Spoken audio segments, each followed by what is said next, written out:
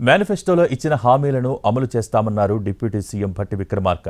Budget ప్రసంగంలో ఆస్తులు, అప్పులతో పాటు కేంద్రం నుంచి వచ్చే ఆదాయంపైన అన్ని వివరాలు ఉంటాయంటున్న భట్టి విక్రమార్కతో మా ప్రతినిధి చారి ఫేస్ టు ఫేస్ ఇప్పుడు చూద్దాం. ఆర్థిక శాఖ మంత్రి డిప్యూటీ సీఎం భట్టి విక్రమార్క గారు మనతో ఉన్నారు. మరి కాసేపట్లో బడ్జెట్ ని ప్రవేశపెట్టబోతున్నారు. బడ్జెట్ మీద చాలా మందికి ఎన్నో హోప్స్ ఉన్నాయి. తెలంగాణ ప్రభుత్వం, కాంగ్రెస్ ప్రభుత్వం వచ్చిన తర్వాత 6 గ్యారెంటీలు ఇచ్చారు. ఆ 6 గ్యారెంటీలకు సంబంధించి ఎట్లాంటి ప్రయారిటీ ఉండబోతుంది? బడ్జెట్ 12 గంటలకు ప్రవేశపెట్టబోతా ఉన్నాం. అన్ని అంశాలు అందులో ఏముంటాయనేది ప్రవేశపెట్టినప్పుడు అన్ని అంశాలు మీకు తెలుస్తాయి. గతంలో బడ్జెట్ మీద కూడా మీరు అధ్యయనం చేశారు. అప్పులు ఎక్కువగా ఉన్నాయి, కేంద్రం నుంచి రావాల్సినటువంటి ఆదాయం తక్కువగా ఉంది, మీ అంచనాలే తప్పున్నాయని సిఎల్పి లీడర్ గా అప్పట్లో చెప్పారు. ఇప్పుడు ఆర్థిక మంత్రిగా వాటిని ఎట్లా అధిగమించబోతుంది? అన్ని సవివరంగా బడ్జెట్ ప్రజెంట్ చేసేటప్పుడు వివరిస్తాం. తప్పనిసరిగా ఇది ప్రజాప్రభుత్వం, ప్రజల ప్రభుత్వం కాబట్టి బడ్జెట్ కూడా అదే రీతిలో ఉంటుంది. అంటే ఓటాన్ అకౌంట్ బడ్జెట్ గా సార్, ఈ 6 గ్యారెంటీల్లో 2 గ్యారెంటీల అమలుకి త్వరలోనే శ్రీకారం చుట్టూ వాటిని బడ్జెట్ లో అలొకేషన్ ఉంటాయి. అన్ని విషయాల్లో బడ్జెట్ లోనే ప్రకటిస్తాం. బడ్జెట్ కంటే ముందు చెప్పడం అనేది అది కరెక్ట్ సాంప్రదాయం కాదు.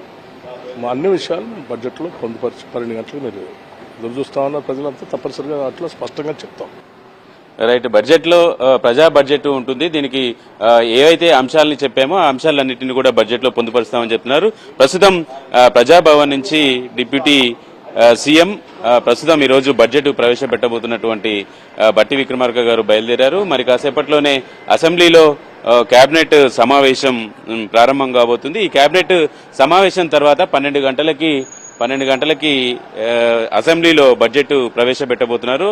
మొదటిసారి ఆర్థిక శాఖ మంత్రిగా కాంగ్రెస్ ప్రభుత్వంలో మొదటి బడ్జెట్ ని డిప్యూటీ సీఎం హోదాలో భట్టి విక్రమార్క ప్రవేశపెట్టబోతున్నారు. అలాగే శాసన మండలిలో శాసనసభ వ్యవహారాల మంత్రి శ్రీధర్ బాబు బడ్జెట్ ని ప్రవేశపెట్టబోతున్నారు. ప్రధానంగా తెలంగాణలో కాంగ్రెస్ పార్టీ అధికారంలోకి వచ్చిన తర్వాత రావడానికంటే ముందే ఎన్నికల్లో కొన్ని కీలకమైనటువంటి హామీలను కాంగ్రెస్ పార్టీ ఇచ్చింది. 6 గ్యారెంటీల రూపంలో ఇచ్చింది. ప్రస్తుతం ఉన్నటువంటి పరిస్థితుల్లో మనకున్నటువంటి సమాచారం ప్రకారం ఈ 6 గ్యారెంటీలలో ప్రధానంగా గ్యాస్, అలాగే